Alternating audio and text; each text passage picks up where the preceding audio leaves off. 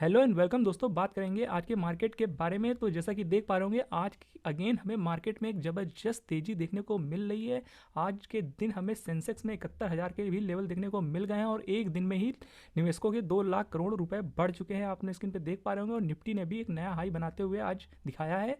तो again market में रोज़ नए हाई पे नए हाई लग रहे हैं। इंडेक्स हो या सेक्टर हो, सब वन साइडेड भाग रहे हैं। और आप देख पा रहे होंगे यहाँ पे कि जो मार्केट क्यों भाग रहा है वो भी हमने आपके साथ कल डिस्कस किया था। रीज़न वही है, इस समय आईटी सेक्टर कुछ ज़्यादा ही बूम कर रहा है। और बूम करने की वजह क्या है, जो अमेरिका की तरफ से फेड ने, जो हमने लास्ट डे आपको बताया था, फेड ने अपने मीटिंग में जो इंटरेस्ट रेट थे उसको जो सेम रखा है, उसकी वजह से मार्केट में ज़बरदस्त रैली देखने को मिल रही है। आप यहाँ देख पा रहे होंगे, जहाँ पे ब्लू है आप यहाँ पढ़ सकते हैं। तो और साथ ही बता दें, एफआईआई ने कल के दिन जम के पैसा लगाया है मार्केट में। आप यहाँ देख पा रहे होंगे कि 14 दिसंबर को एफआईआई ने यहाँ पे 3570 करोड़ रुपए मार्केट में निवेश किया है। तो बहुत ही ज़बरदस्त एफआईआई की तरफ से पैसा लगते हुए देखने को मिला है। और बाकी देख लेते हैं एक बार इंडेक्स को जल्दी से। तो इंडेक्स में देख सकते हैं रोज़ नए हाई पे नए हाई हमें देखने को मिल रहे हैं। अगेन हमें निफ्टी 50 की बात की जाए तो 21,346 का लेवल देखने को मिल रहा है, जो कि एक नया हाई है। और सेंसेक्स में भी एक नया हाई बनता हुआ देखने को मिल रहा है 71,053 का। और दोनों ही जगह 0.7% की तेज़ी है लगभग। और बैंक निफ्टी की बात की जाए तो 0.44% की तेज़ी के साथ 209 पॉइंट्स की आज रैली देखने को मिल रही है और 47,941 पे खड़ा हुआ है अभी के टाइम पे।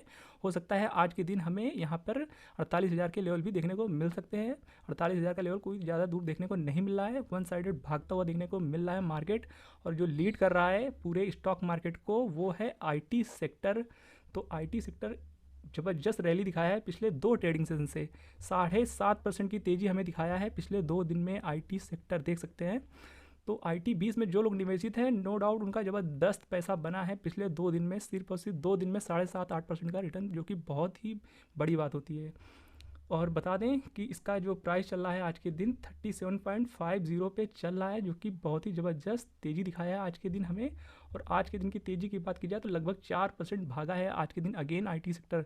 कल लगभग 3.5% से ऊपर भागा था और आज 4% का ऑलमोस्ट भाग चुका है आईटी सेक्टर। तो ज़बरदस्त रैली है। और बता दें कौन सा, मतलब आईटी सेक्टर में कौन से स्टॉक हमें लीड करते हुए देखने को मिल रहे हैं। तो इन्फोसिस लगभग 4% भागा है आज के दिन, देख सकते हैं स्क्रीन पे। और टीसीएस की बात की जाए तो लगभग 3.5% भागा है। एचसीएल लगभग 5% भागा आज के दिन, ज़बरदस्त रैली है एचसीएल में। और टेक महिंद्रा में लगभग 3.5%, विप्रो में 2.5% के आसपास, एलटीआई में लगभग 2.25%, कॉर्फोज में 4%, परसिस्टेंट सिस्टम में लगभग 4.15% का।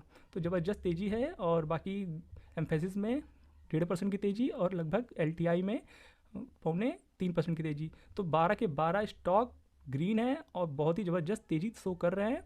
और बाकी लेवल्स की बात की जाए तो जो लेवल्स कल हमने आपके साथ शेयर किए थे, जो 37.45 के आसपास था, वो ऑलमोस्ट ब्रेक कर दिया है आज के दिन और एक नए लेवल की तरफ भागता हुआ देखने को मिल रहा है। और ये रोज़ नए हाई पे हाई लगा रहा है आईटी सेक्टर। और पिछले 2 दिन में तो ज़बरदस्त रैली है और जो हमने कल लेवल दिए थे वो अचीव हो चुके हैं। तो हमने कहा था कोई बड़ी बात नहीं है कि 1-2 दिन में ही वो टारगेट आपको देखने को मिल जाएगा। और आज के दिन हमें नेक्स्ट डे देखने को मिल ही गया है, 24 घंटे भी नहीं लगे हैं। और जो इसका अब नया हाई है, जो मतलब कि इसका ऑल टाइम हाई है, वही उसका नेक्स्ट टारगेट होगा। तो अब जो नया टारगेट है वो है 40 रुपये 40 पैसे के आसपास, जो कि इसका लाइफ हाई है, जो कि काफ़ी टाइम पहले हमें देखने को मिला था, लगभग जनवरी 2022 के आसपास।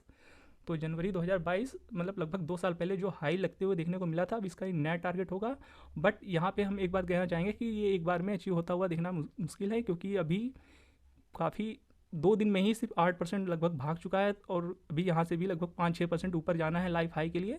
तो हो सकता है एक बार में आपको यहाँ पहुँचते हुए देखने को ना मिले, बीच में एक बार प्रॉफिट बुकिंग आएगी ही आएगी या करेक्शन हो सकता है। और क्योंकि मेन वजह ये भी है कि इस समय आरएसआई देखेंगे तो 80 के ऊपर ट्रेड कर रहा है। देखिए इसका आरएसआई बहुत ही ऊपर चल रहा है इस समय। और आरएसआई इतना ज़्यादा होने का मतलब यही है कि समझ लीजिए कि इस समय ओवर बॉट जोन में चल रहे हैं कहीं ना कहीं आईटी स्टॉक्स। तो इस चीज़ का आपको कहीं ना कहीं ध्यान रखना है। और तो इस समय फ्रेश एंट्री वाले थोड़ा सा सावधान रहें, क्योंकि ये कोई रिकमेंडेशन नहीं है। अगर आप आज के टाइम में भी खरीदना चाहते हैं इसे, तो एक बार अपनी एनालिसिस जरूर कर लीजिएगा, क्योंकि देखेंगे तो अभी आईटी सेक्टर इतना भी ज़्यादा नहीं भाग गया है। वो रीज़न क्यों है वो भी चलिए हम आपको बता देते हैं। क्योंकि देखिए आईटी सेक्टर को अगर आप अदर स्टॉक्स या अदर सेक्टर या इंडेक्स से कंपेयर करने जाएंगे अगर आईटी 20 को, तो देखिए ये अभी भी अपने हाई से, जो कि बताया 2 साल पहले लगा था, वहाँ से अभी भी ये लगभग दिखा देते हैं आपको। ये देखिए अभी भी लगभग 5% नीचे है अपने 2 साल पुराने हाई से। और अगर इसे आप कंपेयर करने जाएंगे अदर इंडिया के ईटीएफ से, यानी कोई भी सेक्टर का ईटीएफ हो या कोई इंडेक्स का ईटीएफ हो, तो वो जो अदर ईटीएफ्स हैं वो आज के टाइम में एक नए हाई बना चुके हैं और पिछले वाले हाई से वो कम से कम 10-15% ऊपर ट्रेड कर रहे हैं। कुछ कुछ ईटीएफ तो 20-25% भी अपने पिछले हाई से भाग चुके हैं। तो और ये ईटीएफ ऐसा है कि यहाँ पे अभी मतलब कि ये इंडेक्स ऐसा है कि अभी अपने पिछले हाई से ही 5% नीचे मिल रहा है। तो कहने का मतलब है कि अगर देखेंगे तो अभी ये इसमें कुछ भी खास तेज़ी नहीं है। भले ही 2-3 दिनों में अच्छा भाग गया वो बात ठीक है, पर अभी इसे बहुत लंबी दूरी तय करनी है, ये हम आपको शुरू से कहते हुए आ रहे हैं। तो अभी तो ये अपने हाई पे ही नहीं पहुंचा, अभी अभी इसको अपना हाई टच करना है, फिर हाई ब्रेक करके उसके आगे भी जब भागेगा तब कहीं ना कहीं इसमें एक अच्छा रिटर्न बनेगा।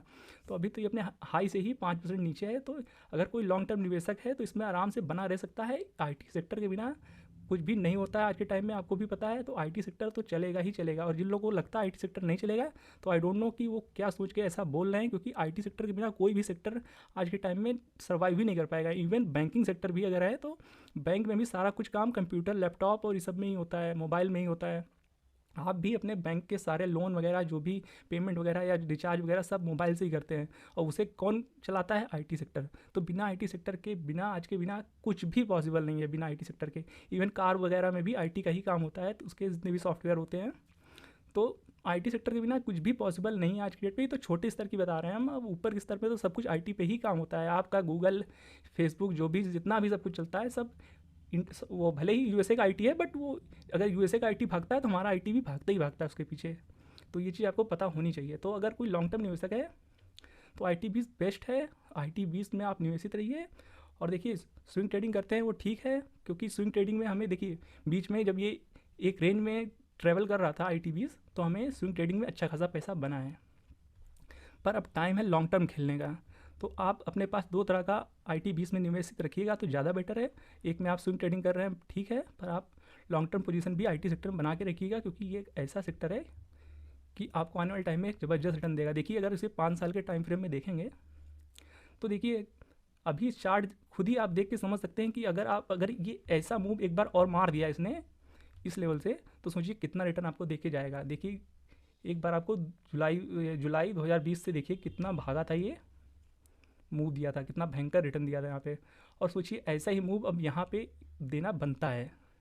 और इसका आधा भी अगर यहाँ से भाग गया ना, यानी अगर इसने अगर आने वाले टाइम में 40 को ब्रेक करके 40-45 तक चला गया ये, तो सोचिए कितना रिटर्न देके जाएगा। और लॉन्ग टर्म में आईटी तो भागेगा ही भागेगा। देखिए ये कोई रिकमेंडेशन नहीं है, ये कॉमन सेंस की बात है, आप समझ सकते हैं। देखिए ये कोई रिकमेंडेशन नहीं है, आप अपने एनालिसिस के बाद ही कोई निवेश करिएगा आईटी सेक्टर में। पर आईटी सेक्टर पिछले बहुत दिनों से देखिए एक रेंज में भागा था, वहाँ पे स्विंग ट्रेडिंग ने हमें बहुत ही बेनिफिट दिया है। और क्योंकि बार बार करेक्शन आ रहा था, बट अब मुझे ऐसा लगता है और लोग भी मतलब कि मार्केट में जो बड़े बड़े निवेशक हैं उनका भी यही कहना है कि आईटी सेक्टर कहीं ना कहीं अब थोड़ा तेज़ी दिखाएगा। और नहीं भी दिखाएगा तो आपको ऑलमोस्ट अच्छे रिटर्न सीएजीआर के तौर पे मिलते रहेंगे। तो कहने का मतलब है अगर आप स्विंग ट्रेडिंग करते हैं बहुत अच्छी बात है, आप कुछ पोजीशन इसमें लॉन्ग की रखिए, आपको आने वाले टाइम में ज़बरदस्त रिटर्न देखने को मिलेंगे आईटी बीस में। और आईटी बीस ऐसा सेक्टर है कि आईटी के बिना कुछ भी पॉसिबल नहीं है, आपको भी पता है। तो आप हो सके कम से कम 2 या 3 डीमेट अकाउंट अपने पास रखिए, जिसमें आप एक में स्विंग ट्रेडिंग करिए आईटी सेक्टर में, कि अगर बीच में कोई छोटी मोटी गिरावट भी आती है तो वहाँ भी आप अपॉर्चुनिटी लेके बाय करके सेल करके प्रॉफिट बुक करते रहे, तो वो भी आपका चलता रहेगा।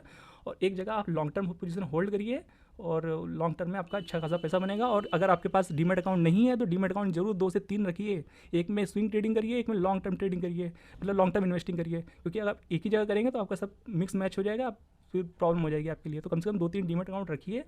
आजकल फ्री में डीमेट अकाउंट खुल जा रहा है ग्रो अप स्टॉक्स में, जीरोधम, बाकी 200-250 रुपये लगता है आपका वो अकाउंट ओपनिंग चार्जेस, वो आप देख लीजिएगा। तो अगर आपके पास डीमेट अकाउंट नहीं है तो लिंक आपको डिस्क्रिप्शन बॉक्स में मिल जाएगी और कमेंट बॉक्स में पिन मिल जाएगी। ग्रो जीरोधा स्टॉक्स जीरो की लिंक आपको मिल जाएगी, आप चाहे तो किसी में भी अपना डीमेट अकाउंट खुला सकते हैं। बाकी ये था हमारा व्यू आईटी सेक्टर के बारे में, हो सकता है आपका व्यू डिफरेंट हो।